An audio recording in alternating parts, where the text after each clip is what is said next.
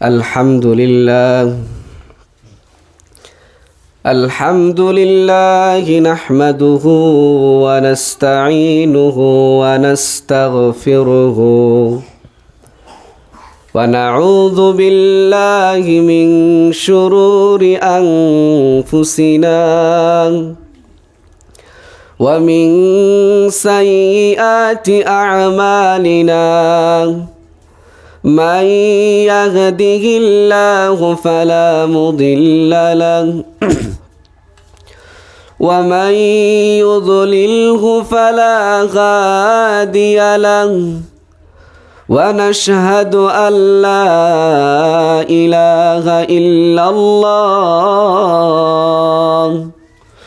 وحده لا شريك له ونشهد أن محمدًا عبده ورسوله الذي أرسله بالحق بشيرًا ونذيرًا وداعيًا إلى الله بإذنه وسراجًا منيرًا أما بعد فإن خير الحديث كتاب الله وخير الهدى هدى محمد صلى الله عليه وآله وأتباعه وأصحابه وسلم تسليما كثيرا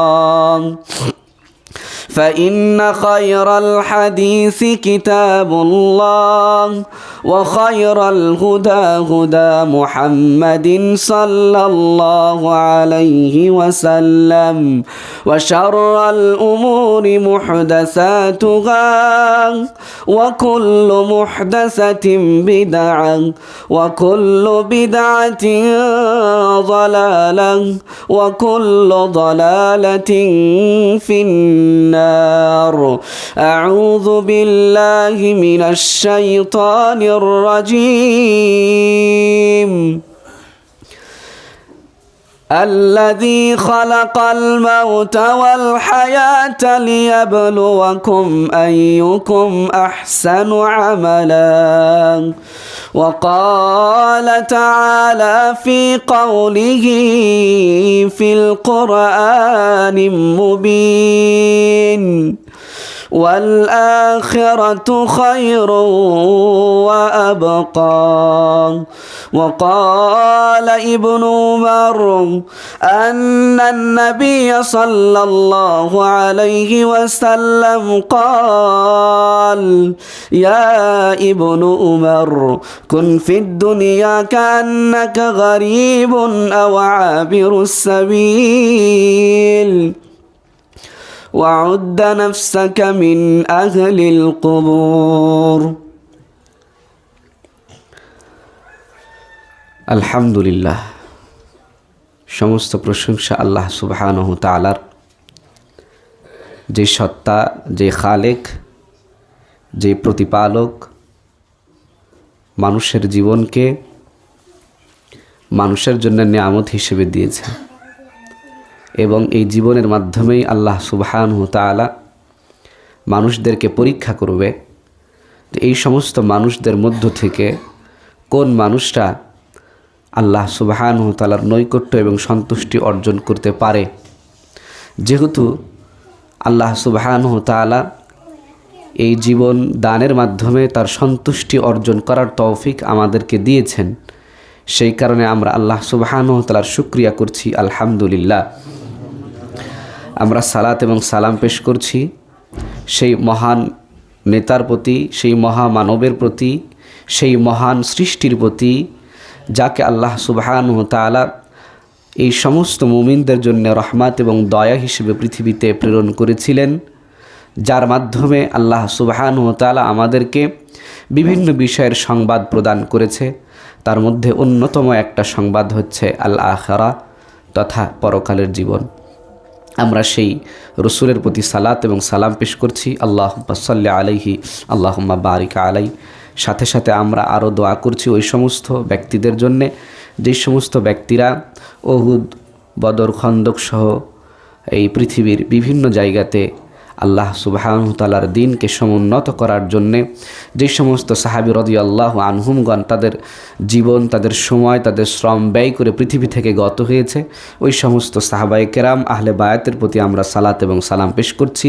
আল্লাহুম্মা সাল্লি আলাইহিম, আল্লাহুম্মা বারিক আলাইহিম।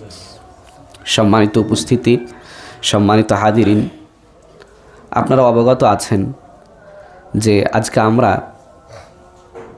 আজকের এই জুমায় শাবান 15 শাবানের আজকের এই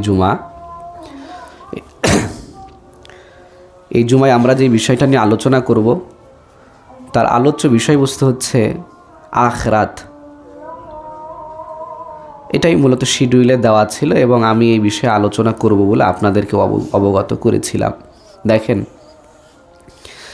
আমরা স্বাভাবিকভাবে আখিরাত বলতে যে বিষয়টা বুঝি তা হচ্ছে মৃত্যুর পরকালীন জিন্দেগি, যেই জীবন, যেই সময় আল্লাহ সুবহানাহু ওয়া তাআলার ভাষায় হচ্ছে যার শেষ এবং যার শুরু আছে, তবে তার সীমানা কোথায় গিয়ে ঠেকেছে এটা মানুষের জ্ঞানের বাইরে, এবং শুধু মানুষের জ্ঞানের বাইরেই নয়, এটাই স্থায়ী। আর কোরআনের ভিতর আখির শব্দ দ্বারা মূল উদ্দেশ্য হচ্ছে শেষ, অর্থাৎ আল্লাহ সুবহানাহু ওয়া তাআলার যে সৃষ্টি জগৎ আছে এবং এই সৃষ্টি জগৎ পরিচালনার যে আল্লাহ সুবহানাহু ওয়া তাআলার দেওয়া নিয়ম আছে, এই নিয়মের শেষ নিয়মটাই হচ্ছে আখিরাত। আবার একটু ভালোভাবে বুঝেন, আল্লাহ সুবহানাহু ওয়া তাআলার সৃষ্টি জগৎ পরিচালিত করার যে নিয়মতান্ত্রিকতা, তার সৃষ্টি জাহান পরিচালনা করার যেই নিয়ম মাফিক কর্মকাঠামো এবং যেই রুট ম্যাপের উপর আল্লাহ সুবহানাহু ওয়া তাআলা তার এই সমস্ত জাহানকে পরিচালিত করে, এই পরিচালনার সর্বশেষ পরিচালিত জগতের নাম হচ্ছে আখিরাত। যেই আখিরাতের সূচনা মানুষের মৃত্যু থেকে শুরু হয়। প্রথম স্টেপে মানুষের মৃত্যু থেকে আখিরাতের সূচনা শুরু হয়। আর আখিরাতের চূড়ান্ত সূচনা কখন হবে? চূড়ান্ত সূচনা তখন হবে ওয়ানুফিখা ফিস-সূর, যখন ফেরেশতা তার সেই ফুৎকারের মধ্যে ফুঁক দিবে এবং পৃথিবী তার প্রলয়ে প্রকম্পিত হবে। এটা হচ্ছে আখিরাতের চূড়ান্ত সূচনা। আর মানুষের জীবনের স্বাভাবিক আখিরাতের সূচনা কখন থেকে হয়? যখন মানুষ মৃত্যুবরণ করে। যেমন আল্লাহ রাসূল হাদিসের ভিতরে বলছেন, আল কবরু আউয়ালু মানাজিল ইয়াউমাল আখিরা। কবর হচ্ছে মানুষের প্রথম মানজিল বা স্তর, যেটা আখিরাতের সূচনা করে। আমরা সেই আখিরাত নিয়ে আজকে সংক্ষিপ্তভাবে আলোচনা করব। ওমা তৌফিক ইল্লা বিল্লাহ। সম্মানিত উপস্থিতি, দেখেন, রাসূলুল্লাহ সাল্লাল্লাহু আলাইহি ওয়াসাল্লামের যখন প্রথম আবির্ভাব ঘটে, আজকের সমাজটা আপনারা যেমন দেখছেন না, আজকের সমাজে যেমন অন্যায় আছে, অশ্লীলতা আছে, মদ আছে, জুয়া আছে, মিথ্যা আছে, অনাচার আছে, বেইনসাফ আছে, সমাজের প্রতিটা রন্ধে রন্ধে যে সামাজিক অবক্ষয়, এটা আমরা দেখতে পাই না? দুর্নীতি, ঘুষ, গুম, হত্যা, রাহাজানি, সমস্ত দিক থেকে মানুষ এখন কিসের মধ্যে আছে? অশান্তির মধ্যে আছে। তো রাসূলুল্লাহ সাল্লাল্লাহু আলাইহি ওয়াসাল্লাম যখন পৃথিবীতে আসে, তখন পৃথিবী এরকম অশান্তি এবং অরাজকতার মধ্যে নিমজ্জিত। পৃথিবীর ব্যাপক অবক্ষয় তখন। মানব সমাজের ভিতরে, মানুষের ভিতরে সভ্যতা ছিল, মানুষ সভ্য ছিল, তবে সেই সভ্যতা মানুষকে মুক্তির পথ দেখাতো না। সেই সময়ের মানুষরা সভ্য ছিল না। আমাদেরকে কিন্তু গল্প শোনানো হয় যে গুহা জগৎ, তারপরে হচ্ছে আদি মানব ইত্যাদি গল্প শোনানো হয়। তো মূলত মানুষ তার সূচনা থেকেই সভ্য। তবে মানুষের সবচেয়ে বড় সভ্যতা হচ্ছে ঈমান এবং তাওহীদ। যার ভিতর তাওহীদ এবং ঈমান আছে, সেই হচ্ছে পৃথিবীতে সবথেকে সভ্য মানুষ, সেই হচ্ছে স্মার্ট মানুষ, সেই হচ্ছে আদর্শবাদী মানুষ, সেই হচ্ছে শান্তি এবং শৃঙ্খলা প্রাপ্ত মানুষ, এবং সেই হচ্ছে শান্তি এবং শৃঙ্খলা প্রতিষ্ঠাকারী মানুষ। তো রাসূলুল্লাহ যখন পৃথিবীতে আসে, তখন পৃথিবী এরকম অসভ্য ছিল, যেটাকে আমরা বলি আইয়ামে জাহেলিয়াত। আমাদের জামানায় কিন্তু জাহেলিয়াত কম নাই, ব্যাপক জাহালাতের মধ্যে আমরা আছি। তো সেই সময় রাসূলুল্লাহ সাল্লাল্লাহু আলাইহি ওয়াসাল্লাম মানুষের কাছে যে বিষয়ে সর্বপ্রথম দাওয়াত দিয়েছিল, সেই দাওয়াতটা কী ছিল বলেন তো? আখিরাতের দাওয়াত ছিল। আপনি কোরআনে সূরা বাকারার মধ্যে দেখেন, আল্লাহ সুবহানাহু ওয়া তাআলা কোরআনে সূরা বাকারার সূচনাতে যে কথাটা বলছে সেই কথাটা হচ্ছে ওয়াবিল আখিরাতি হুম ইউকিনুন। তারা আখেরাতের ব্যাপারে বিশ্বাসী ছিল, আখেরাতকে তারা অতপ্রতভাবে বিশ্বাস করতো। কারা? যারা মুমিন। এরপর আল্লাহ এক শ্রেণীর কথা বলেছে, বলছে ইন্নাল্লাযীনা, বলছে যারা আখেরাতকে বিশ্বাস করে উলাইকা আলা রব উলাইকা হুদাম মির রাব্বিহিম ওয়া উলাইকা হুমুল মুফলিহুন, এরাই হচ্ছে তাদের রবের দেওয়া হিদায়াতের উপর আছে এবং এরাই সেই সাফল্যের উপর আছে যেই সাফল্য চাই। আল্লাহ যেই সাফল্য চাই সেই সফলতার মধ্যে এরাই আছে। এরপর আল্লাহ একটা কথা বলেছে, সেই কথাটা কি? সেই কথাটা হচ্ছে ইন্নাল্লাযীনা কাফারু, যারা কি করেছে? কুফরি করেছে, অস্বীকার করেছে। সাওয়াউন আলাইহিম আনজারতাহুম আম লাম তুনদিরহুম লা ইউমিনুন। তাহলে আল্লাহ সুবহানাহু ওয়া তাআলা আখিরাতের দাওয়াত দেওয়ার পরে যে বিষয়টার আলোচনা করেছে সেই বিষয়টাই হচ্ছে আখিরাতের আলোচনা। আল্লাহ সুবহানাহু ওয়া তাআলা কোরআনের ব্যাপারে যখন সত্যায়ন করলো, তারপরের যে দাওয়াত সেই দাওয়াতটা হচ্ছে আখিরাতের দাওয়াত, হ্যাঁ, বিশ্বাসের দাওয়াত। এরপর আল্লাহ যে বিষয়টা আলোচনা করেছে তা হচ্ছে কাফেরের আলোচনা করেছে। কাফেরের আলোচনা করার পর বৃহৎ কিছু আয়াত আল্লাহ সুবহানাহু ওয়া তাআলা এখানে আলোচনা করেছে মুনাফিকের আলোচনা। তার মানে কাফের এবং মুনাফিক তারাই আখিরাতের ব্যাপারে কি রাখে? সন্দেহ রাখে। যার কারণে রাসূলুল্লাহ সাল্লাল্লাহু আলাইহি ওয়াসাল্লামের প্রথম জামানার যে দাওয়াত ছিল সেই দাওয়াতটা তাওহীদের পরে যে দাওয়াতটা ছিল সেই দাওয়াতটা কি? আখিরাতের উপর দাওয়াত। কেবলই মাত্র একটা মাত্র বিষয় মানুষকে পৃথিবীর যাবতীয় পাপ, এই যাবতীয় পাপ থেকে কেবলই মাত্র আল্লাহ সুবহানাহু ওয়া তাআলার যে হারামের সীমানা আছে এবং হালালের বৈধতা আছে, এই হালাল এবং হারামের সীমানার মধ্যে কেবলই মাত্র ওই সমস্ত মানুষটাই এই বাইন্ডিংটার মধ্যে থাকবে যারা আখিরাতকে বিশ্বাস করে। তাছাড়া কিন্তু সম্ভব না। কারণ পৃথিবীতে আপনি কবর আযাব দেখতে পাবেন? হ্যাঁ, কবরের সামনে যদি দাঁড়ায় থাকেন সবসময় পাবেন কবর আযাব দেখতে পাবেন, জাহান্নাম দেখতে পাবেন, জাহান্নামের তর্জন গর্জন দেখতে পাবেন, কিন্তু জাহান্নাম তো গর্জন দেয়। মানুষ হারাম খেয়েও না, মিথ্যা বলো না, চোখ দিয়ে কিছু দেখো না, খারাপ কিছু দেখো না, কান দিয়ে শ্রবণ করো না।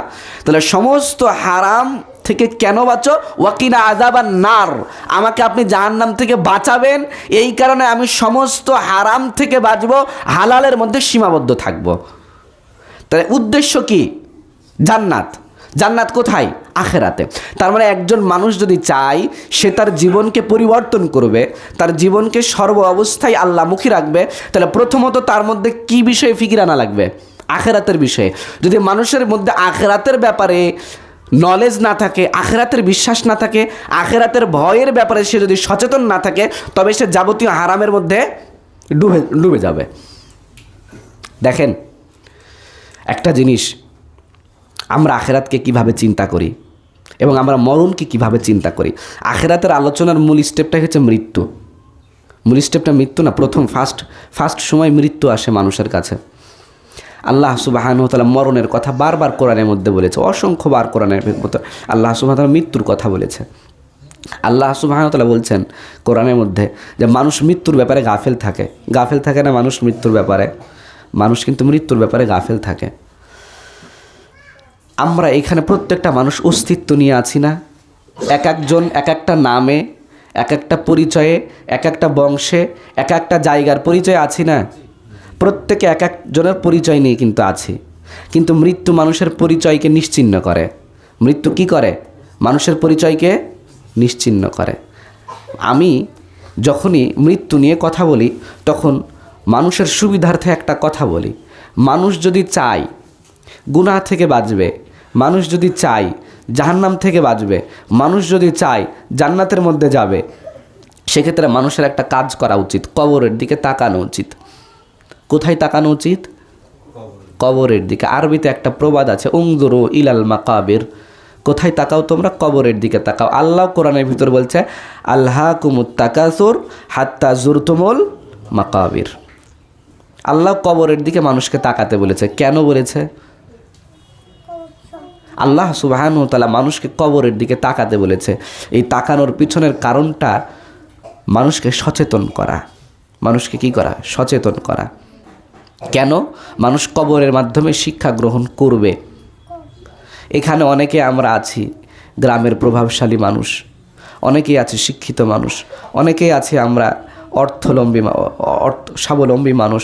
বিভিন্ন জায়গা থেকে বিভিন্ন মানুষের মান এবং মর্যাদা এক এক জায়গাতে আছে। ভাই, যদি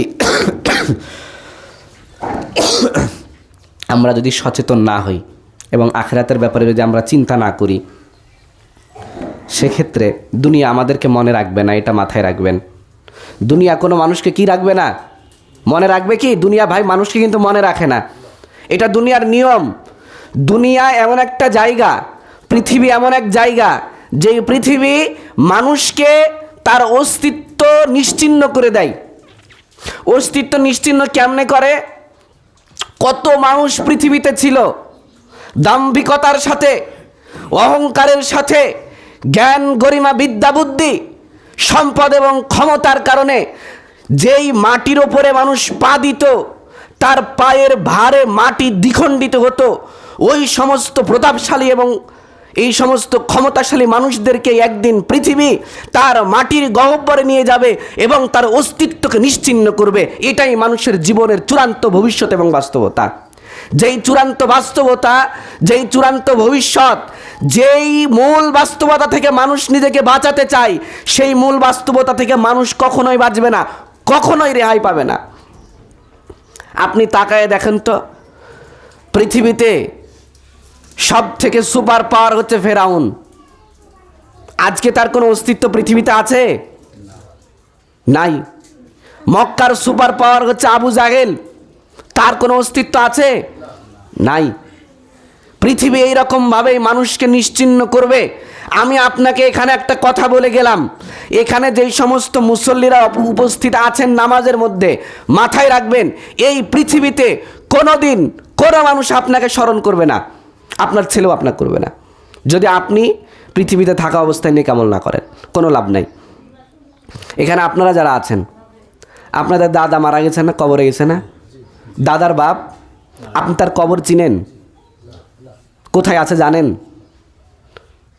এটাই হচ্ছে বাস্তবতা। সর্বোচ্চ আপনার ছেলে থাকা পর্যন্ত আপনাকে স্মরণ করবে যে হ্যাঁ আব্বা কবরে গেছে। আপনি যেমনভাবে আপনার দাদার বাপকে ভুলে গেছেন, তার বাপকে ভুলে গেছেন, তার কোনো নাম নিশানা ঐতিহ্য ইতিহাস আপনার জানা নাই, তাকে যেমন আপনি চিনেন না, মাটি যেমন তাকে নিঃশেষ করে দিয়েছে, আপনার আমার প্রত্যেককে মাটি এরকমভাবে নিঃশেষ করবে। যে বাস্তবতা থেকে আমরা দূরে আছি ভাই, মৃত্যু। পৃথিবীতে বহু মানুষ ছিল, এখনও অনেক মানুষ আছে। আসলে আমি আমার বক্তব্যতে এই মৃত্যুর কষ্ট কেমন, মৃত্যুর যে সূচনা, এটা কতটা ভয়াবহ, কতটা কঠিন এবং জটিল, এটা আমার ভাষায় বোঝানো সম্ভব না। তবে ওই সমস্ত মানুষটাই তা উপলব্ধি করতে পারবে যারা মৃত্যুর পর পথযাত্রী, যারা মৃত্যুর সাথে এখন পর্যন্ত কি করছে, দুনিয়া এবং মৃত্যুর মাঝামাঝি জায়গায় আছে। যার রূহ শরীর থেকে বাহির হচ্ছে, সেই কেবলই মাত্র মৃত্যুর সেই কষ্ট এবং যন্ত্রণাকে অনুভব করতে পারবে। একটা কথা, আমাদের শরীরে ব্যথা লাগে না? আমি আপনাকে মৃত্যুর কষ্টটা বোঝাচ্ছি। আমাদের শরীরে ব্যথা লাগে। এই ব্যথাটা যদি আমার শরীরে হাতুড়ের বাড়ি লাগে, পেরেক ফুটে, কাটা ফুটে, সেক্ষেত্রে প্রথমে আমার শরীরের চামড়ায় আঘাত লাগবে, তারপরে চামড়ার পরে গোস্ত আছে, গোস্তের পরে হাড্ডি আছে, হাড্ডির ওপরে যখন আঘাত লাগে তখন সেটা মস্তিষ্কে সিগন্যাল দেয় যে তোমার শরীরের অমুক জায়গাতে এরকম ত্রুটি হয়েছে, আগুনে দগ্ধ হয়েছে, এরকম পেরেক ফুটেছে, কাটা ফুটেছে। মস্তিষ্ক তখন এটা অন্তরের ওপর সিগন্যাল দেয়, অন্তরকে এটা পাঠায় যে তোমার শরীরের ভিতরে এরকম বিষ ব্যথা তৈরি হচ্ছে, তোমার শরীরের ওপরে এরকম ব্যথার প্রভাব তুমি বুঝতে পারছো। তখনই মানুষের সারা শরীরে সেই ব্যথার যে একটা আর্তনাদ, এটা মানুষ অনুভব করতে পারে। কিন্তু মৃত্যুর যেই ব্যথা, সেটা কিন্তু মানুষের শরীরকে দেওয়া হয় না। মৃত্যুর ব্যথা কোথায় দেওয়া হয় না? শরীরে দেওয়া হয় না, রূহের ওপর দেওয়া হয়। আমার রূহ কখন ব্যথা অনুভব করে? শারীরিক ব্যথা। যখন সেই ব্যথাটা আমার শরীরের কয়েকটা অঙ্গ প্রত্যঙ্গ ভেদ করে আমার রূহের ওপর যখন সে তাসির ফেলে, তার প্রভাব ফেলে, তখন আমার শরীরে মৃত্যুর ব্যথা আমি সেই ব্যথাটা আমি অনুভব করি। কিন্তু মৃত্যুর ব্যথাটা ভাই এতটাই ভয়াবহ, এতটাই কঠিন, এতটাই মানে অসহনীয় মাত্রা, যা সরাসরি নফসের ওপর আসে। কিসের ওপর আসে? আল্লাহ বলছে ফালাউলা ইদা বালাগাতিল হুলকুম ওয়া হিনা ইদিন তানজুরুন নাহনু আকরাবু ইলাইহি মিনকুম আফালা তুবসিরুন। সেই সময় তার আত্মা তার গলার কাছে গড়গড় গড়গড় শব্দ করবে, তোমরা সবাই চেয়ে চেয়ে দেখবে, কোনো ক্ষমতা নেই তোমাদের, এবং তারা আমাদের কাছে ফিরে আসবে। সেই সময় সব থেকে নিকটে তো আমরাই, আল্লাহ সুবহানাহু ওয়া তাআলা বলছেন মরণের কষ্ট যে কতটা ভয়াবহ, কতটা অসহনীয় তা কেবলমাত্র ওই মানুষই অনুভব করবে যে মৃত্যু বরণ করেছে। কবর কতটা কঠিন এবং ভয়াবহ তা কেবলই মাত্র ওই মানুষই অনুভব করবে যে কবরের মধ্যে শুয়ে গেছে, যাকে কবর চাপ দিয়েছে। আর আমরা তো শুধু বয়ানই করব, খালি জুমার মসজিদে শুনবো, বাকিটা আল্লাহ সুবহানাহু ওয়া তাআলা যার উপর অনুগ্রহশীল সে অনুভব করবে, আর আল্লাহর অনুগ্রহের বাইরে যারা আছে তারা এটাকে উপেক্ষা করবে। মৃত্যু এমন এক রেল স্টেশন, এমন এক ব্রিজ, যেই ব্রিজ দিয়ে আল্লাহ সুবহানাহু ওয়া তাআলার সমস্ত নবীগণ পার হয়েছে।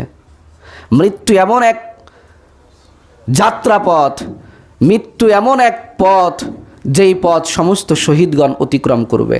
মৃত্যু এমন একটা জায়গা, এমন একটা পথ, এমন একটা রাস্তা, এমন একটা বাহন, যেই বাহন প্রত্যেকটা পৃথিবীতে ইমানদার এবং মুমিন, এবং সে কাফের হোক বা বেঈমান বা মুনাফিক, প্রত্যেক মানুষকেই এরকম মৃত্যুর সাথে সাক্ষাৎ করাই লাগবে। মৃত্যু এমন এক পানপাত্র, মৃত্যু এমন এক অমীয় সুধা, যেই সুধা প্রত্যেক মানুষকে পান করতেই হয়, যেই পানপাত্র থেকে মানুষ ইচ্ছা করলেও পান করা রহিত করতে পারে না। এটাই হচ্ছে মৃত্যু, এটাই হচ্ছে মৃত্যুর পাত্র। আপনাকে আমি একটু একটা চিত্র দেখাই। রাসূলুল্লাহ সাল্লাল্লাহু আলাইহি ওয়াসাল্লামের যখন মৃত্যু আসবে, আল্লাহ সুবহানাহু ওয়া তাআলা রসুলের ব্যাপারে বলছেন, লাকাদ মান্নাল্লাহু আলাল মুমিনিনা ইয বাআসা ফীহিম রাসূলাম মিন আনফুসিহিম। তো রাসূলুল্লাহ সাল্লাল্লাহু আলাইহি ওয়াসাল্লামকে আল্লাহ তোমাদের মধ্যে দয়া এবং অনুগ্রহ হিসেবে পাঠিয়েছে। ওমা আরসালনাকা ইল্লা রাহমাতাল লিল আলামিন। রাসূলুল্লাহকে তোমাদের ভিতর অনুগ্রহ, দয়া, অনুগ্রহকারী, রাউফুর রহিম হিসেবে পাঠানো হয়েছে। এই মানুষটা, এই ব্যক্তির মৃত্যুর সময়ের চিত্রটা আপনি একটাবার কল্পনা করেন। আল্লাহ বলছে ওয়ারাফা'না লাকা যিকরাক, যার জিকির সমস্ত জিকিরের ওপর, যার এবাদত সমস্ত এবাদতের ওপর, যার তাকওয়া সমস্ত তাকওয়ার ওপর, যার নামাজ সমস্ত নামাজের ওপর, যার ভয় ভীতি, আল্লাহর প্রতি ভরসা, তাওয়াক্কুল, পৃথিবীতে আদম আলাইহিস সালাম থেকে নিয়ে পৃথিবীতে সর্বশেষ মানুষ জন্মগ্রহণ যে করবে, এই সমস্ত মানুষের মধ্যে যেই মানুষটা সব থেকে শ্রেষ্ঠ, সব থেকে দামি, সব থেকে মর্যাদাবান, এমন মানুষের মৃত্যুর চিত্রটা আপনি একটু দেখেন কেমন ভয়াবহ। আয়েশা রাদিয়াল্লাহু তাআলা আনহা, তার কামরার মধ্যে রাসূলুল্লাহর মৃত্যু হচ্ছে। রাসূলুল্লাহর মরণের সময় আয়েশা রাদিয়াল্লাহু তাআলা আনহা বলছে, ইন্নী রাআইতু মাইতান নবী সাল্লাল্লাহু আলাইহি ওয়াসাল্লাম, আমি রাসূলুল্লাহর মৃত্যুটা স্বচক্ষে প্রত্যক্ষ করেছি। এবং তখন থেকে যদি কোনো মানুষের মৃত্যুর ব্যাপক কষ্ট হতো, সাকরাতুল মাউতের যে কষ্ট, এই কষ্ট যখন আমি রসুলের দেখেছি, তার মৃত্যু দেখার পর থেকে পৃথিবীতে এর থেকে কঠিন মৃত্যু আমি আর দেখিনি। কার মৃত্যু এটা? রাসূলুল্লাহ সাল্লাল্লাহু আলাইহি ওয়াসাল্লামের মৃত্যু, যার মর্যাদা আদমের ওপরে, যার মর্যাদা ইব্রাহিমের ওপরে, যার মর্যাদা নূহ, হুদ, লূত, সালেহ, শুআইবের ওপরে, যাকে সাইয়্যিদুল আম্বিয়া বলা হয়, যাকে খাইরুল বাশার বলা হয়, যাকে খাইরুল খালক বলা হয়, এই ব্যক্তিটার ব্যাপারে আয়েশা রাদিয়াল্লাহু তাআলা আনহার কথা হচ্ছে, রাসূলুল্লাহর মৃত্যু দেখার পর যে মৃত্যুর কষ্ট, মৃত্যুর যে কি ভয়াবহতা, এই রকম ভয়াবহতা আমি আর কারো দেখিনি। কি বলছেন উনি? বলছে হাকাতানি ওয়াজাকাতানি, রাসূলুল্লাহর মাথাটা ছিল আমার থুতনির নিচে দুই অরুর মাঝখানে। রাসূলুল্লাহর যখন কণ্ঠনালী থেকে জান বাহির হয়ে যায়, শরীর থেকে যখন আত্মা ত্যাগ করে যায়, তখন রাসূলুল্লাহর মাথাটা কোথায়? আয়েশা রাদিয়াল্লাহু তাআলা আনহার কোলের মধ্যে। তিনি বলছে আমি স্বচক্ষে দেখেছি। কি দেখলাম? বলছে তার ডান পাশে একটা পানির পাত্র ছিল, একটা পানির পেয়ালা ছিল। ফাউহরিকা আলাইহি বিল মা, তিনি পানির মধ্যে তার হাতকে ঢোকালেন। ওয়ায়ামাসসাহু ওয়াজহাহু, তিনি তার মাথা, মুখ, তার শরীরকে মাসাহ করলেন। ওয়াকাল, এবং তিনি বললেন আল্লাহুম্মা গফিরলি ওয়ারহামনি ওয়ারহিকনি বির রফিকিল আ'লা। আল্লাহ আপনি আমাকে ক্ষমা করেন, আমার প্রতি দয়া এবং অনুগ্রহ করেন, এবং আপনি যে আমার সুমহান বন্ধু, আপনার সাথে আমাকে মিলিত করেন। রাসূলুল্লাহর জীবনের অন্তিম মুহূর্তে, মৃত্যু সজ্জার সময় তার জীবনের যে শেষ কথাটা ছিল তা হচ্ছে আল্লাহুম্মা গফিরলি, আল্লাহ আপনি আমাকে ক্ষমা করেন, ওয়ারহামনি, আপনি আমার প্রতি দয়া করেন। আপনি কি বুঝতে পারছেন ভয়াবহতা কত কঠিন এবং জটিল? আবু হুরায়রা রাদিয়াল্লাহু আনহু, তাকে কে চিনে না? পৃথিবীর কোন মানুষ চিনে না? প্রত্যেকটা ইমানদার মুসলিম আবু হুরায়রাকে চিনে। আবু হুরায়রা রাদিয়াল্লাহু আনহু যখন তার মৃত্যুর সময় যখন ঘনিয়ে আসলো, আবু হুরায়রা কে জানেন? আহলুস সুফার একজন সাহাবী, যিনি রাসূলুল্লাহর শিওরে শিওরে সবসময়, এই যে বিড়াল যেমন ওই ব্যক্তির কাছে সবসময় ঘুরঘুর করে, একটা বিড়াল দেখছেন না মানুষের কোলে কোলে বেড়ায়, আপনাদের মসজিদে আছে, উপমা দিলাম। আবু হুরায়রা এরকম রাসূলুল্লাহর শিওরে শিওরে পাশে পাশে সবসময় ঘুরতো, কোনো অবস্থায় রসুল্লাহকে ছাড়তো না, মসজিদে 24টা ঘন্টা সে উপস্থিত থাকতো। কেন? যে রসুল মুখ দিয়ে যা বলবে তা আমি লিখবো এবং মুখস্থ করব। এই আবু হুরায়রার যখন মৃত্যু আসলো তখন আবু হুরায়রা কাঁদছে। কি করছে? কাঁদছে। তো এক লোক তার পাশে দাঁড়ায় আছে, বলছে, ইয়া আবা হুরায়রা লিমাযা তুবকি, আবা হুরায়রা তুমি কেন কাঁদছো? ইয়া আবাদুর রহমান তুমি কেন কাঁদছো? তুমি কি দুনিয়া ছেড়ে যাচ্ছ? দুনিয়ার মোহ ত্যাগ করছো?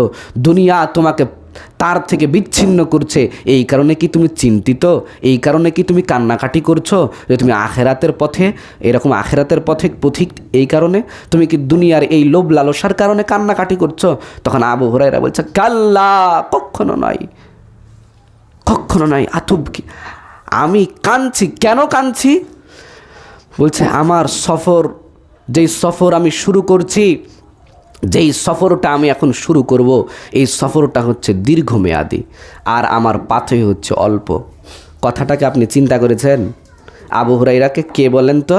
যিনি 5000-এর ওপরে হাদিস বর্ণনাকারী, যার আল্লাহর রসুলের একজন প্রশংসিত সাহাবী, যার প্রতিটা হাদিসের গ্রন্থে গ্রন্থে নাম আন আবি হুরায়রা, আন আবি হুরায়রা, আন আবি হুরায়রা। পৃথিবীর মাটিতে দিনে রাতে 24 ঘন্টায় পৃথিবীর আনাচে কানাচে প্রতিটা ক্ষণে ক্ষণে যার নাম উচ্চারণ হয়, যার বরাতে হাদিসের রাওয়ায়াত হয়, যার কাছ থেকে হাদিস মুসলমানরা পাইছে, যার কারণে আজকে পৃথিবীর মাটিতে হাদিস এইরকমভাবে আল্লাহ সুবহানাহু ওয়া তাআলা হেফাজত করেছে, যে পৃথিবীর দিনকে, পৃথিবীর শরীয়তকে হেফাজতকারী ছিল আল্লাহর রসুল বলছেন, আহলুস সামা, কোরআনের হেফাজতকারী হচ্ছে আহলুস সামা, আর পৃথিবীর ইসলামকে হেফাজতকারী হচ্ছে আমার সাহাবীরা, যাদের কাছ থেকে তোমরা ইসলাম শিখছো। সাহাবীরা কি কোরআন এবং সুন্নাহকে মাহফুজকারী না, হেফাজতকারী না? আখেরাতের প্রতিরক্ষায় যারা আছে তাদের নাম হচ্ছে আহলুস সামা, ফেরেশতা। পৃথিবীর ইসলামের প্রতিরক্ষায় যারা আছে তাদের নাম হচ্ছে সাহাবী, তাদের নাম তাবি, তাদের নাম তাবে তাবিন। এই একজন উজ্জ্বল নক্ষত্র, তার নাম আবু হুরায়রা। তিনি বলছেন, আমি এই যে আখেরাতের জীবন শুরু করছি, আমার এখন জানটা বাহির হয়ে যাবে। আমি কেন কাঁদছি? কারণ আমি যে সফর শুরু করব, এই সফরের প্রথমেই যেটা আছে তার নাম হচ্ছে কবর। কবরে কতদিন থাকবো তার কোনো হিসাব নাই। কবে ফেরেশতা তার ফুৎকারে ফুঁক দিবে, আর কবে আমি আল্লাহর সামনে দাঁড়াবো, আল্লাহর সামনে দাঁড়াবো, কতদিন আল্লাহর সামনে থাকবো তার কোনো হিসাব নাই। কতদিন পর হিসাব শুরু হবে তার কোনো ঠিক নাই। এরপরে হিসাব তো শুরু হলো, কখন আমার হিসাব হবে তা আমি জানি না। এরপরে মিজানের পাল্লায় আমার নেকিকে মাপা হবে, এরপরে আল্লাহ ফুলসিরাতকে প্রতিস্থাপন করবে। ফুলসিরাতের ওপর পার হয়ে তবেই জান্নাত এবং জাহান্নামের ঠিকানা আমার জন্য নির্ধারিত হবে। এই বিশাল সফর, এই সফরে তো আমার ইবাদত খুব কম। আপনি আবু হুরায়রার মতন নামাজ পড়তে পারবো? তেলাওয়াত, যাদের তেলাওয়াত ফেরেশতারা শোনার জন্য আকাশে ভিড় করত, এরকম ঘটনা আপনি শুনেছেন? যাদের তেলাওয়াত শোনার জন্য ফেরেশতারা কি করত? আকাশে মেঘমালার মতন ভিড় করত। এক সাহাবী আল্লাহ রসুলকে বলছে, আল্লাহ রসুল, আমি তেলাওয়াত শুরু করলাম, তো তেলাওয়াত করতে করতে দেখি আমার ঘোড়াগুলা লাফালাফি শুরু করে দিয়েছে। কি শুরু করেছে?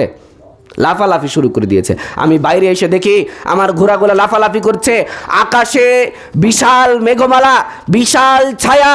আমি এইটা দেখার পর আবার এসে আমি বসলাম, তেলাওয়াত শুরু করলাম। আমার ঘোড়সওয়ারি, আমার ঘোড়াগুলো নিশ্চুপ হয়ে গেল। আমি বাইরে গেলাম, আমি আর কোনো মেঘ দেখতে পাইলাম না। তখন আল্লাহর রসুল তার সাহাবীকে বলছে, শোনো, তুমি যদি ফজর পর্যন্ত তেলাওয়াত করতা, ফজর পর্যন্তই ফেরেশতারা তোমাদের তেলাওয়াত শুনতো। এই হচ্ছে আবু হুরায়রা। তাই যেই ফেরেশতা, যেই সাহাবীর কথা বললাম, তার মর্যাদা কি আবু হুরায়রা থেকে কম? বেশি। আবু হুরায়রার মর্যাদা সেই সাহাবীর থেকে অবশ্যই বেশি। তো সেই সাহাবী তার জীবনের সেই ক্ষণে এই কথাটা বলছে। মনে রাখবেন, মৃত্যু এমন এক চাদর যে আপনার সামনে তার চাদরকে বিছাইয়ে দিবে এবং সেই চাদরে আপনাকে আবৃত করবে। এটা প্রত্যেকটা মানুষের ক্ষেত্রে ঘটবে, প্রত্যেক আদমের ক্ষেত্রে ঘটবে, প্রত্যেক রূহের ক্ষেত্রে ঘটবে। আপনারা যেই সফলতা, যেই সাফল্য খুতবার সময় কতটুক আছে? কয়টা পর্যন্ত খুতবা হয়? 1:15 শেষ করেন। আচ্ছা,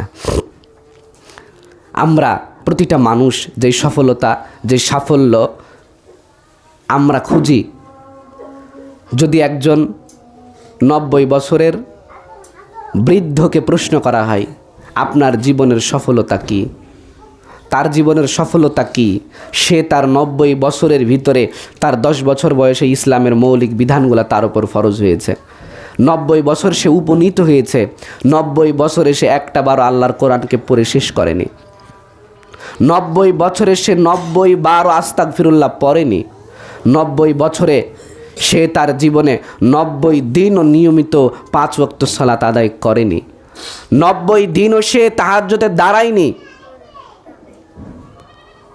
এই মানুষের সফলতা কি? আজকের যেই ভাইদের বয়স 30 বছর 35 বছর, তারা বিভিন্ন সাফল্যের পিছনে ঘুরে বিভিন্ন সফলতা অর্জন করতে চায়, নাম যশ খ্যাতি সমৃদ্ধি এই সমস্ত মানুষ চায়। আল্লাহ সুবহানাহু ওয়া তাআলা বলছেন ফামান যুহজিহা আনিন নার, যাকে আল্লাহ জাহান্নাম থেকে বাঁচাই দিবে, উদখিলাল জান্নাহ, এবং যাকে জান্নাতের মধ্যে আল্লাহ প্রবেশ করাবে, ফাকাদ ফাজ, সেই হচ্ছে সফল। মানুষের সফলতা কোথায়? জান্নাতে। কোথায়? জান্নাতে। যেই মানুষ জান্নাতের মধ্যে ঢুকেনি, যেই মানুষ জান্নাতের মধ্যে যাবে না, যেই মানুষকে জান্নাত থেকে দূরে রাখা হবে, তার জীবন হচ্ছে ব্যর্থ, সেই হচ্ছে ব্যর্থ মানুষ, সেই আল্লাহর সৃষ্টির মধ্যে নিকৃষ্ট সৃষ্টি, সেই আল্লাহর সৃষ্টির মধ্যে অবাধ্য সৃষ্টি, সেই আল্লাহর সৃষ্টির মধ্যে পাপী সৃষ্টি। অতএব আমাদের প্রত্যেকের উচিত এমন জীবন গঠন করা যেই জীবনের মাধ্যমে মানুষ জান্নাতের মধ্যে প্রবেশ করবে। মনে রাখবেন, আমি আপনাকে একটা কথা বলে যাই, মানুষের জীবনে কিছু আফসোস থাকবে। কি থাকবে বলেন তো? তার একটা আফসোস হচ্ছে, কেন আমি ওই সমস্ত মানুষদের সাথে, ওই সমস্ত সামাজিকতার সাথে, ওই সমস্ত সংস্কৃতির সাথে আমি মিশলাম, যেই সংস্কৃতি, যেই সামাজিকতা, যেই সমস্ত মানুষটা আজকে আমাকে জাহান্নামের মধ্যে নিয়ে আসছে। মানুষের 10টা আফসোস থাকবে কিয়ামতের দিন, মানুষটা 10টা আফসোস করবে। তার একটা হচ্ছে লাম আত্তাখিদহু ফুলানান খালিলা, যদি তাকে আমার বন্ধু হিসেবে গ্রহণ না করতাম। মনে রাখবেন, মানুষ ইবাদত করে 2 জনের। কয়জনের? মানুষ ইবাদত করে 2 জনের। একটা হচ্ছে আল্লাহর ইবাদত করে। কার ইবাদত করে? আল্লাহর ইবাদত। 2 হচ্ছে শয়তানের ইবাদত করে। যখন আপনি আল্লাহর ইবাদত বন্ধ করবেন, আল্লাহ সুবহানাহু ওয়া তাআলার দেওয়া বিধানের সাথে যেই বিধানটা সাংঘর্ষিক, ওই বিধানটাই শয়তানের দেওয়া। আপনাকে যদি নামাজের আজান হয় আর আপনি যদি নামাজে আসেন, সেটা হবে আল্লাহর ইবাদত। আর নামাজ ছাড়া যদি মুরের মধ্যে বসে থেকে তাস খেলেন, লুডো খেলেন, ক্যারাম খেলেন, চায়ের আড্ডায় বসে থাকেন, সেটা কার ইবাদত? তাহলে আপনি শয়তানকে কিসের আসনে বসাইছেন? ইবাদতের আসনে, শিরকের আসনে।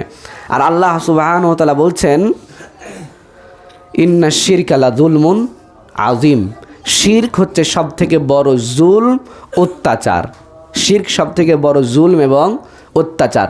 তার মানে মানুষ ইবাদত করে 2 জনের, একটা হচ্ছে শয়তান আর একটা হচ্ছে ইলাহ, একটা হচ্ছে আল্লাহ আর একটা হচ্ছে গায়রুল্লাহ।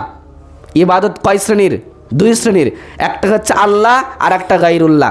যে আল্লাহর ইবাদত করবে তার জন্য সফলতা, যে গায়রুল্লাহর ইবাদত করবে তার জন্যই ব্যর্থতা। তো মানুষটা কি চাই? এখানে উপস্থিত মানুষটা আপনারা কি চান? জান্নাত চান কি না? তো যদি জান্নাত চান, একটা মানুষ, আমি তো এখন পাবনাতে আসলাম, আমি একজন মুসাফির, আপনাদের পাবনাতে আমি আসছি রাজশাহী শহর থেকে আসছি।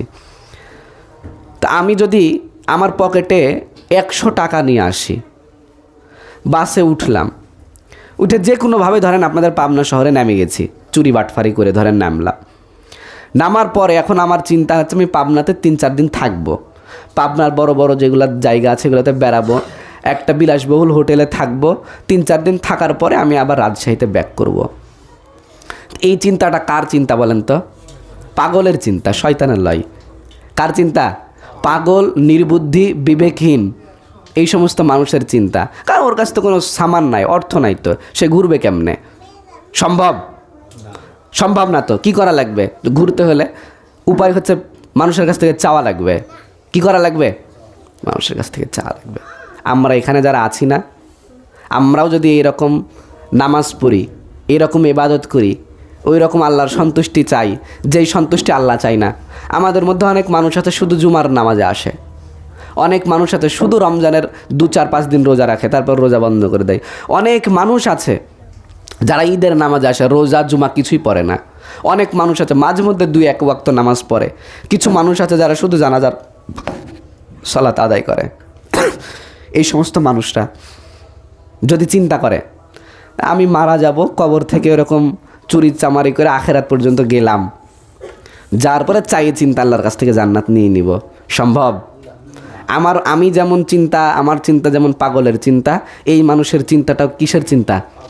পাগলের চিন্তা। আল্লাহ এই কথাটা কোরআনের ভিতরে বলেছে। কি বলেছে? ওয়াত্তাকু ইয়াউমাল লা তাজজি নাফসুন আন নাফসিন শাইআ। ওয়াত্তাকু ইয়া আইয়ুহান নাস, পৃথিবীতে তোমরা যত মানুষ আছো সবাই তোমরা আল্লাহকে ভয় করো। বিশেষভাবে ওয়াত্তাকু ইয়াউমাল লা তাজজি, তোমরা ওই দিনকে ভয় করো, ওই দিবসকে ভয় করো যেই দিন মানুষের কাছ থেকে কোনো বিনিময় গ্রহণ করা হবে না। আর কি করা হবে না? ওয়ালা ইয়ানফাউ শাফাআ, কারো কাছ থেকে কোনো শাফাত কবুল করা হবে না। ওয়ালা হুম ইউনসারুন, কেউ কাউকে সাহায্য এবং সহযোগিতা করবে না। আপনি কারো কাছ থেকে চাবেন, আপনাকে দিবে না ভাই। আমি বলেছি এই কথা, আজকের যে সন্তান মানুষ করার জন্যে আপনি মাটি কটে নিয়েছেন 5 বিঘে 10 বিঘে, আজকের যেই সন্তানকে খাওয়াবেন বলে আপনি হারামের সাথে যুক্ত আছেন, মানুষের সাথে প্রতারণা করছেন, আজকের যেই বাড়ি আপনি সুসজ্জিত করবেন বিধায় হারাম অর্থ উপার্জনের চিন্তা আপনাকে মশগুল রেখেছে, আজকের দুনিয়াকে সাজানোর জন্য যে আল্লাহদ্রোহিতা আপনাকে বেষ্টনী করে রেখেছে, এই সমস্ত দুনিয়ার চাহিদা আপনাকে কিয়ামতের মাঠে পরিচয় দিবে না।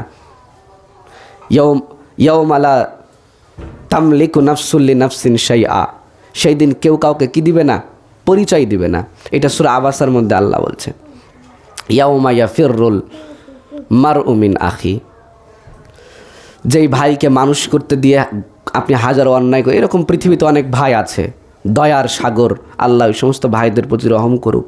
যেই সমস্ত ভাইরা তাদের ভাইদেরকে মানুষ করতে গিয়ে অনেক কিছু বিলাইয়ে দিয়েছে, তাদের জীবনের স্বার্থ বিলাইয়েছে, সম্পদ বিলাইয়েছে, তো এই ভাই আপনাকে পরিচয় দিবে না, যার জন্য আপনি আপনার গোটা জীবনটা উৎসর্গ করেছেন। ওয়াসাহিবাতিহি, যে স্ত্রীকে আপনি নিয়ে আসছেন মোহর দিয়ে হালাল করে, যে স্ত্রীর যাবতীয় চাহিদা আপনি পূরণ করেছেন, এই স্ত্রী আপনাকে পরিচয় দিবে না কিয়ামতের মাঠে, বলবে আমার কোনোদিন বিয়ে হয়নি গো। বানিহি, যেই সন্তানটা মানুষ করার জন্য আপনি উদ্গ্রীব, যে আমি তো পৃথিবীতে ভ্যান চালায় গেলাম, কামলা দিয়ে গেলাম। আবার অনেক মানুষ আছে ইঞ্জিনিয়ার, ডাক্তার, শিক্ষক, তারা চিন্তা করবে আমার ছেলেকে অক্সফোর্ডে পড়াবো। এক একটা মানুষের চিন্তা ভাবনা এক এক রকম।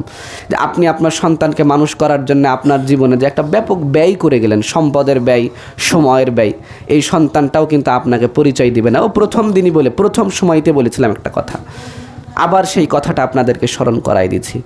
পৃথিবী আপনার ইতিহাসকে, আপনার জীবনকে, আপনার অস্তিত্বকে, আপনার যাবতীয় নিশানাকে নিশ্চিহ্ন করবে।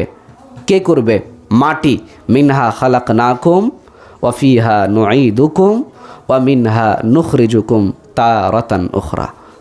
পৃথিবীর এটাই নিয়ম, এটাই পৃথিবীর মূল বাস্তবতা, যেই বাস্তবতা থেকে আপনি ভুলে আছেন। আল্লাহ সুবহানাহু ওয়া তাআলা বলছেন, কুল ইন্নাল মাউতাল্লাযী তাফিররুনা মিনহু ফাইন্নাহু মুলাকীকুম সুম্মা তুরাদ্দুনা ইলা আলিমিল গায়বি ওয়াশ শাহাদা ফায়ুনাব্বিউকুম বিমা কুনতুম তা'মালুন।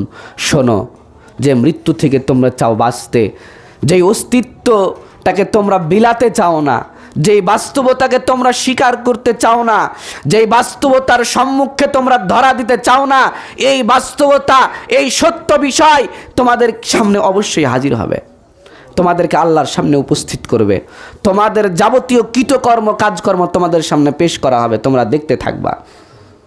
পৃথিবীতে কত মানুষ ছিল, কত গায়ক ছিল যারা গান অডিশন করা অবস্থায় মৃত্যুর কোলে ঢলে পড়েছে। একটা বই পড়ার আপনাদেরকে উপদেশ দিচ্ছি। বইয়ের লেখক হচ্ছে শেখ, আরবের একজন শেখ, বাংলায় অনুদিত আছে, অনুবাদকৃত। সেটা হচ্ছে যে ওই শেখের নাম হচ্ছে শেখ খালেদ আর রশিদ হাফিজাহুল্লাহ। তার একটা বই আছে অনুতপ্ত অশ্রু। অনুতপ্ত অশ্রুর প্রত্যেকটা পৃষ্ঠা আমার মনে হয় প্রত্যেক মুমিনের জন্য ঈমানকে নবায়নের একটা মাধ্যম। আরবদের আসলে বাস্তবতা এটাই যে বাঙালি আলেমরা যেভাবে বই লেখে, এই বইগুলার ভিতরে প্রাণ কম থাকে। প্রাণ বুঝেন তো? প্রাণ, সজীবতা এবং নির্জীবতা বুঝেন তো? হ্যাঁ, যেই জিনিসটার মধ্যে প্রাণ থাকে সেটা হচ্ছে সজীব, যা প্রাণহীন তা নির্জীব। তো নির্জীব এবং সজীব, যদিও বাংলাদেশের সব লেখক না, আরব লেখকদের লেখনির মধ্যে আলাদা একটা সজীবতা আছে, আলাদা একটা জীবন আছে, আলাদা একটা পানি আছে, যেই পানি মানুষের জীবনকে সজীবতা দান করে। কেন বললাম এই কথা? এই কথা বলার কারণ হচ্ছে যে রাসূলুল্লাহ সাল্লাম এমন একটা জামানায় আসছে, যেই জামানাটা ছিল আরবদের কবি, কাব্য, কবিতা, সাহিত্যের একটা বিশাল সমাহার। উকাজ মেলায়, কাবাঘরের দেওয়ালে বিভিন্ন সাহিত্য লেখা হতো। আপনারা এখনও পড়বেন, রাজশাহী বিশ্ববিদ্যালয়ের যারা ছাত্র আছে বা আরবি সাহিত্যের যারা আপনারা ছাত্র আছেন, আপনারা যে সমস্ত কবিতা এবং সাহিত্যগুলো পড়েন, দেখবেন এগুলার ভিতরে একটা আরবিতে একটা শব্দ আছে, এটার নাম হচ্ছে ফাসাহাত। আর একটা আছে বালাগাত, ইলমে বালাগাত, ছন্দ প্রকরণ, যেটাকে বাংলায় বলে অলঙ্কার শাস্ত্র। তা আরবি কোরআন কিন্তু অলঙ্কার শাস্ত্রময়। কিময়? অলঙ্কার শাস্ত্রময়। একটা শব্দের সাথে আর একটা শব্দের নিপুণতা আছে, একটা শব্দের সাথে আর একটা শব্দের মিল আছে, এবং একটা শব্দের সাথে আর একটা শব্দের ভিতরে একটা মানুষ যখন প্রবেশ করে তখন তাদের ভিতরে বিচ্ছিন্নতা আসে না, সৌন্দর্য মণ্ডিত থাকে, সৌন্দর্য নষ্ট হয় না। যেহেতু তাদের ভাষা আরবি, যার কারণে তারা যখন বই লেখে, কিতাব লেখে, তখন তাদের যে একটা রীতি রেওয়াজ আছে, আরবি ভাষার মধ্যে যে একটা সজীবতা আছে, একটা সৌন্দর্য আছে, এই সৌন্দর্যটা তাদের ভাষা, কল্প, কথা, কাহিনীতে তারা ফুটায় তুলতে পারে। যার কারণে এত কথা বললাম আর কি। বইটা পড়বেন, আলহামদুলিল্লাহ লাভ পাবেন কিছু। তো তিনি একটা ঘটনা বললেন, তার বই গোটাটাই আখেরাতের ওপর লেখা। তো তার ঘটনার একটা ঘটনা হচ্ছে যে কত এখানে অনেক যুবক ভাই আছে যারা মনে করে বোধহয় মরবো না আমি, কিন্তু অনেক যুবক আছে রাত্রিবেলায় কানের মধ্যে হেডফোন দিয়েছে, ঘুম গেছে, সেই ঘুমেই তাকে কবর পর্যন্ত নিয়ে গেছে। কানের মধ্যে কি ছিল বলেন তো ভাই? হেডফোন ছিল। কানের মধ্যে কি চলছিল? গান চলছিল, বাজনা চলছিল। মানুষ, কত মানুষ আছে যেই মানুষগুলা গাড়ি চালাচ্ছিল, তারা টিভি দেখছিল, এমতো অবস্থায় আর এক গাড়ি তাদেরকে মারি দিয়েছে এবং তারা মৃত্যুর কোলে ঢলে পড়েছে। কত এরকম গায়ক ছিল যে গায়কেরা গানের মঞ্চে পারফরমেন্স করছিল, আবৃত্তি করছিল, আবৃত্তি করা অবস্থায় তাদের সামনে মৃত্যু হাজির হয়েছে। কত, আমার নিজের চোখে দেখা, আমার মসজিদে, আমি রাজশাহী বিশ্ববিদ্যালয়ের পাশের একটা মসজিদে আছি, সেখানে আজ থেকে 1.5 মাস আগে একজন মানুষ, বয়স বেশি না, 45 বছর, আমার খুব কাছের মানুষ, তো তিনি মাগরিবের নামাজে আমার পিছনে ছিলেন, এরকম জায়গাতে ছিলেন। তাশাহুদ পড়ছে, পড়তে পড়তেই মানে তাশাহুদ থাকা অবস্থাতেই তার জান বাহির হয়ে গেছে। নামাজে থাকা অবস্থাতেই তার মৃত্যু হয়েছে। অথচ নামাজ শুরু করার 1 মিনিট 30 সেকেন্ড আগেও সে আমার সাথে কথা বলেছে। এটাই হচ্ছে মৃত্যু, আকস্মিকভাবে আপনার সামনে আসবে, যা আপনি কল্পনা করবেন না। আপনার সামনে সর্বশেষ মৃত্যুর আর একটা চিত্র আমি তুলে ধরি, তা হচ্ছে এই, আপনি এখন চোখ বন্ধ করেন, করার পরে চিন্তা করেন যে আপনি এমন পরিস্থিতিতে আছেন যে আপনার চারপাশ কালো অন্ধকারে, ঘুটঘুটে অন্ধকারে, অন্ধকার আচ্ছন্ন, আপনার আশপাশে কেউ নাই। সুদূর পান থেকে তেলাপোকা, ঝিঝি, কুকুর, বিড়াল, শ্রীগালের যে আওয়াজ, রাতের বেলায় যে বিভিন্ন বন্য জন্তু জানোয়ার যে আওয়াজ করে, এই আওয়াজ রাতের গভীরতাকে এরকম আরও ভয়ানকভাবে নিয়ে গেছে। এমত অবস্থায় আপনি আপনার নিজ কামরার মধ্যে শুয়ে আছেন, আপনি এশার সালাত পড়েননি, রাত্রে সারা রাত পাপের মধ্যে ছিলেন, কেবল আপনি ঘুমাবেন। এই ঘুমানো অবস্থাতেই আপনার ঘুম আসেনি আপনার চোখে, এমতো অবস্থাতে রাতের শেষ প্রহরে গুনাহে নিমজ্জিত থাকা অবস্থাতেই মালাকুল মাউত আপনার সামনে হাজির। আপনি অনুভব করছেন আপনার সামনে কেউ আসছে, আপনি একটা আলাদা শক্তি আপনি বুঝতে পারছেন, অনুভব করছেন। এই অনুভব করা অবস্থাতেই আপনি দেখলেন আপনার কণ্ঠনালীকে অবরুদ্ধ করা গেছে, আপনার মুখ দিয়ে কোনো আওয়াজ আসছে না, আপনি কথা বলার শক্তি হারায় ফেলেছেন। আপনার পায়ের একটা গোছার সাথে ঢুকে যাচ্ছে, আপনার হাতগুলো শক্তিহীন হয়ে পড়েছে, আপনার চোখের পর্দা এত ভারী হয়েছে মনে হচ্ছে আপনার চোখ পর পাথর চাপায় দেওয়া হয়েছে। আপনি আস্তে আস্তে অনুভব করছেন আপনার শরীরের ভিতর মৃত্যুর যন্ত্রণা শুরু হয়েছে। আপনার কাছে ফেরেশতা আসছে, মৃত্যু আপনাকে গ্রাস করেছে, আপনার মৃত্যু হয়ে গেছে।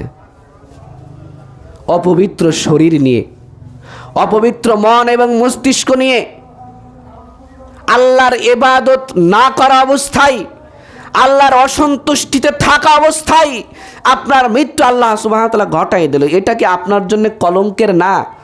আপনার বংশের জন্য কি এটা কলঙ্কের না? আপনার জাতির জন্য কি এটা কলঙ্কের না? আপনার জীবনটা কি ব্যর্থ না? যেই ব্যর্থতা, যেই সফলতা, যেই সাফল্য, যেই মান এবং মর্যাদার পেছনে আপনি সারা জীবন ঘুরলেন, সেই মান, মর্যাদা, সম্পদ, সাফল্য, সফলতা সমস্ত কিছু পিছনে আপনি থুয়ে গেলেন, শুধুমাত্র 2 খালি হাত নিয়ে আপনি কবরের দিকে চললেন। আপনার সাথে কিচ্ছু যাবে না, যা আপনি ভুলে অলরেডি বসে আছেন, যার ব্যাপারে আপনি চিন্তা করেন না। আল্লাহ রাসূল সাল্লাল্লাহু আলাইহি ওয়াসাল্লাম বলেছেন একটা কথা, মানুষ 5টা বিষয়কে অহেতুক মনে করে, মানুষ 5টা বিষয়কে মূল্যায়ন করতে চায় না, মানুষ 5টা বিষয়কে দাম দেয় না, তার একটা হচ্ছে জীবনকে মানুষ দাম দিতে চায় না। আল্লাহর কসম করে বলে যাচ্ছি, আপনার মৃত্যু যখন আপনার সামনে আসবে, তখন আপনি বারবার বলবেন যে আমাকে একটু সময় দাও, আমাকে কি দাও? একটু সময় দাও, একটু সময় দাও। এটা সূরা মুনাফিকুনের মধ্যে আছে। কি আছে? ইয়া আইয়ুহাল্লাযীনা আমানু লা তুলহিকুম আমওয়ালুকুম ওয়া আওলাদুকুম আন যিকরিল্লাহ। যারা নিজেদেরকে মুমিন মনে করো, ইমানদার মনে করো, তোমরা একটা বিষয়ে সাবধান থাকো, তোমাদের সম্পদ, তোমাদের সন্তান, তোমাদের মান মর্যাদা, দুনিয়ার খ্যাতি যশ, এগুলা যেন আল্লাহর জিকির থেকে, আল্লাহর ইবাদত থেকে তোমাদেরকে গাফেল না করে। ফামাই ইয়ামাল, যদি তোমরা এমনটা হয়ে যাও, যদি তোমরা এমনটা করে বসো, ফাউলাইকা হুমুল খাসিরুন, এরাই হচ্ছে ক্ষতিগ্রস্ত, এরাই হচ্ছে ক্ষতিকারক মানুষ, এরাই হচ্ছে আল্লাহর সৃষ্টির মধ্যে নিকৃষ্ট মানুষ, এরাই সেই মানুষ যাদের প্রতি আল্লাহ অসন্তুষ্ট। গাদিবাল্লাহু আলাইহিম ওয়া লাআনাতুল্লাহি আলাইহিম, এই সমস্ত মানুষ তারাই যাদের প্রতি আল্লাহ অসন্তুষ্ট, যাদের প্রতি আল্লাহ সুবহানাহু ওয়া তাআলার রাগ, অভিশাপ নিমজ্জিত। এরপরে আল্লাহ সুবহানাহু ওয়া তাআলা একটা কথা বলছে যে এই মানুষদের সামনে যখন মরণ চলে আসলো, তখন এই মানুষটা একটা কথা বলবে, ওয়া আকুম মিনাস সাদিকিন ওয়া আকুম মিনাল মুহসিনিন, যে আমাদেরকে আল্লাহ একটু সুযোগ দেন, আমরা মুহসিনিন এবং আমরা সদকাকারী এবং আমরা আমলকারীদের অন্তর্ভুক্ত হব, কিছু দান করব, কিছু নেক আমল করব। আল্লাহ বলবেন না। আপনাদের মনে কি একটা প্রশ্ন জাগে না যে জাহান্নামের মধ্যে মানুষ কি থাকবে? অনন্তকাল থাকবে নাকি? বলছে খালিদিনা ফিহা আবাদা। জাহান্নামে মানুষ যারা ঢুকবে, কাফের, মুশরিক, মুনাফিক যারা ঢুকবে, এরা জাহান্নামে চিরকাল থাকবে। জাহান্নাম থেকে এদেরকে কখনো বাহির করা হবে না। কেন করা হবে না? মানুষ তো দুনিয়াতে ছিল 60 বছর। একটা লোক 60 বছরের ভিতর 50 বছর মুনাফিকি করেছে, জাহান্নামে থাকবে আজীবন, কোনো দিন বাহির করবে না। তাহলে আল্লাহ কি তার উপর জুলুম করলো? আল্লাহ জুলুম করেছে কি? কেন করেনি বলেন তো? কারণ আল্লাহ যদি ওকে সময় দিত এবং সুযোগ দিত, মরণ তার কাছে কোনো দিন না আসতো, তো দুনিয়াতে ও অবস্থাতেই থাকতো, দুনিয়াতে এই অবস্থাতেই থাকতো। যার কারণে আল্লাহ তাকে চিরস্থায়ী জাহান্নামের ভিতরে রাখবে। তো কি বলেন, আখিরাতের ব্যাপারে চিন্তা করবেন আপনারা? আপনাদের এলাকা গ্রাম অঞ্চল তো, আমাদের গোরস্থান কিন্তু বিশাল, 15-16 বিঘে জায়গার উপর গোরস্থান, সরকারি গোরস্থান, সরকারি ইমাম, জানাজা পড়ানোর লোকও সরকারি, ব্যক্তিগত মানুষরা জানাজা পড়ায় আর কি, যারা যাই বলে আমরা পড়াবো তাদেরকে পড়াতে দেয়, কিন্তু সরকার থেকে ইমাম নিয়োগ দেওয়া আছে গোরস্থানে, বিশাল গোরস্থান। তো আমাদের অঞ্চলে প্রতিদিন 4টা-5টা করে জানাজা হয়, প্রতিদিন 3টা 4টা 5টা, নিম্নত একটা হবেই, একটা হওয়া বাদ যায় না কোনো দিন, কিন্তু উপরে 4-5টা জানাজা প্রতিদিন হয়। আপনাদের দিকে হয়তো বা কম হয়। আপনারা নাম তো শুনেছেন, উসমান রাদিয়াল্লাহু তাআলা আনহুর নাম শুনেননি? তাকে প্রশ্ন করা হয়েছিল যে আপনি কবরের সামনে গেলে এত কান্নাকাটি করেন কেন, দাড়ি ভিজায় ফেলেন, আপনার সামনে জাহান্নামের কথা বললে এত কাঁদেন না, আপনি কিয়ামতের কথা বললে এত কাঁদেন না, জাহান্নামের কথা বললে কবরের সামনে এসে এত কান্নাকাটি করেন কেন? যে কবর এমন একটা জায়গা, যে কবরে নাজাত পাইলে সে বাকি সবগুলোতে নাজাত পাবে, যে কবরে নাজাত পায়নি সে কোথাও নাজাত পাবে না। আল্লাহ সুবহানাহু ওয়া তাআলা প্রত্যেক মানুষের উপর অনুগ্রহ করুক। এই লাঠিটা একটু এখানে থুয়ে দেন, লাঠিটা থুয়ে দেন। আল্লাহ সুবহানাহু ওয়া তাআলা প্রত্যেক মানুষের উপর দয়া করুক, যাতে করে আমরা এখানে যারা উপস্থিত আছি এবং যারা অনুপস্থিত আছে প্রত্যেককেই যেন আল্লাহ সুবহানাহু ওয়া তাআলা মৃত্যুর আগেই তাদের জীবনকে পরিসংশোধন করে পবিত্রতা অর্জন করে আল্লাহর সামনে উপস্থিত করে। আল্লাহুম্মা আমিন।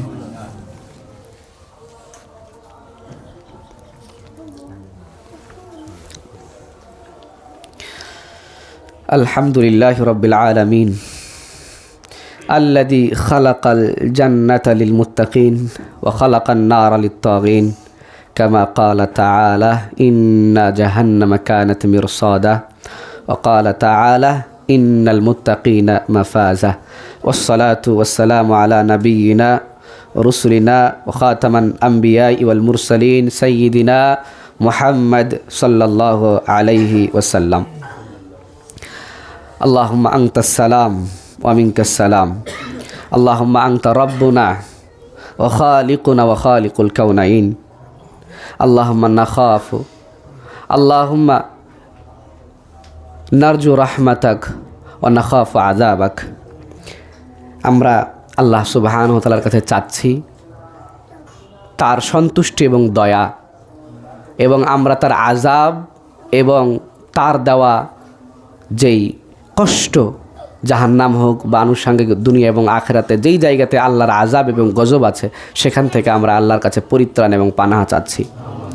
আমরা আল্লাহর কাছে চাচ্ছি আমাদেরকে যেন আল্লাহ তাকওয়া দান করে, এবং তিনি যেন আমাদেরকে এমন ভয় দান করে যেই ভয় তিনি ছাড়া আর কাউকে করা যায় না, এবং আমরা যেন সর্ব অবস্থায় তার ইবাদতের মধ্যে লিপ্ত থাকে। আল্লাহ আমাদেরকে সেই তৌফিক দান করুক। আমরা আল্লাহর কাছে পানাহা চাচ্ছি আমাদের অসৎ চরিত্র থেকে, এমন রোগ ব্যাধি থেকে যা নিরাময় হয় না। আমরা আল্লাহ সুবহানাহু ওয়া তাআলার কাছে আমাদের নেফাকি, আমাদের মুনাফিকি, আমাদের আমলহীনতা থেকে আমরা আল্লাহর কাছে হেফাজত এবং আল্লাহর কাছে আমরা আশ্রয় চাচ্ছি। আমরা ওই সমস্ত মুনাফিকদের জন্য দোয়া করছি যে মুনাফিকরা আমাদের এখনও ক্ষতি করার জন্য উদগ্রীব, ব্যস্ত, যে কী করে মুসলমানদের ক্ষতি করা যায়। ওই সমস্ত মুনাফিকদেরকে আল্লাহ হেদায়েত দান করুক। এবং আমরা ওই সমস্ত আগ্রাসীদের ব্যাপারে আল্লাহর কাছে দোয়া করছি যেমনভাবে রাসূলুল্লাহ দোয়া করেছিল। ইয়াহুদি এবং খ্রিস্টানদের ব্যাপারে রাসূলুল্লাহ সাল্লাল্লাহু আলাইহি ওয়াসাল্লাম বলেছিলেন, আল্লাহুম্মা কতুলহুম মাদাদা, আল্লাহুম্মা লা। আল্লাহ সুবহানাহু ওয়া তাআলা, আল্লাহ রাসূল বলছিলেন যে আল্লাহ আপনি তাদের একজনকেও ছাড়বেন না। আল্লাযীনা ইয়াকতুলুনা আল আউলিয়া, যারা আপনার ঈমানদার বন্ধুদেরকে হত্যা করেছে আপনি তাদের একজনকেও ছাড়বেন না। ফিলিস্তিনে হচ্ছে না গণহত্যা, গাজায়, ইন্ডিয়াতে হয় না? দোয়া করা দরকার, অবশ্যই দরকার। আমি একজন মুমিন হিসেবে আমার এটা আবশ্যক কাজ, আমি তাদের জন্য দোয়া করব। আল্লাহ সুবহানাহু ওয়া তাআলা ওই সমস্ত আগ্রাসী ইহুদিদেরকে সমূলে ধ্বংস করুক। তারা যেমনভাবে আমাদের শিশুদেরকে হত্যা করছে, ওই সমস্ত সেনা সদস্য যারা আছে ওই সমস্ত ইহুদিদেরকে আল্লাহ সুবহানাহু ওয়া তাআলা এইভাবে হত্যা করুক। তারা যেমন আমাদেরকে গুনে গুনে হত্যা করছে, আল্লাহ তাদেরকে গুনে গুনে হত্যা করুক। আজকে যে মসজিদগুলোকে ইন্ডিয়ান আগ্রাসী বাহিনী মন্দিরে রূপান্তরিত করেছে, আল্লাহ সুবহানাহু ওয়া তাআলা তা আমাদেরকে পুনরুদ্ধার করার তৌফিক দান করুক। ওই সমস্ত মসজিদগুলোতে পুনরায় আল্লাহু আকবারের ধ্বনি বলার আমাদেরকে আল্লাহ ক্ষমতা দান করুক, আল্লাহুম্মা আমিন। এবং সাথে সাথে বাংলাদেশের জন্য আমরা দোয়া করি, বাংলাদেশে যারা ক্ষমতায় আছে আল্লাহ তাদেরকে সুবুদ্ধি দান করুক, তাদেরকে আমাদের জন্য কল্যাণকর করুক, তাদেরকে আমাদের জন্য নেককার করুক, তাদের কাজকর্মকে আল্লাহ ইসলামের অনুকূলে করে দিক এবং তারা যেন ইসলাম বুঝতে পারে, আল্লাহ তাদেরকে সেই তৌফিক দান করুক। আমরা এই গ্রামের জন্য দোয়া করছি, এই গ্রামের সমস্ত উপস্থিত পুরুষ এবং নারীকে আল্লাহ ক্ষমা করুক, শিশু এবং যুবকদেরকে আল্লাহ ক্ষমা করুক, মৃতদেরকেও আল্লাহ ক্ষমা করুক। আল্লাহ আমাদের প্রত্যেকের প্রতি দয়া এবং অনুগ্রহ করুক এবং আমাদের সকলকে আল্লাহ সুবহানাহু ওয়া তাআলা জান্নাতের মধ্যে মিলিত করুক। সুবহানা রাব্বিকা রাব্বিল ইজ্জাতি আম্মা ইয়াসিফুন ওয়াস সালামুন আলাল মুরসালিন ওয়ালহামদুলিল্লাহি রাব্বিল আলামিন। কুমু লিস সালাত।